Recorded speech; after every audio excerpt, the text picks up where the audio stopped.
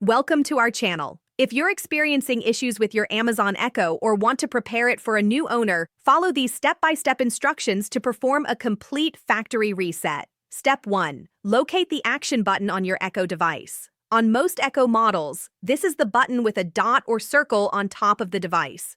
Step 2. Press and hold the action button for approximately 25 seconds. Keep holding even when the light ring changes colors. Step 3. Watch the light ring carefully. It will initially turn orange, then may turn off briefly before turning orange again. Step 4. Continue holding the action button until you see the light ring turn off completely and then flash orange. Step 5. Release the action button when the light ring turns off and back to orange. Your Echo will now begin the reset process. Step 6. Wait for the reset to complete. The light ring will spin blue as the device restarts and resets to factory settings. Step 7. When the reset is complete, the light ring will turn orange again, indicating the device is in setup mode and ready to be configured. Step 8.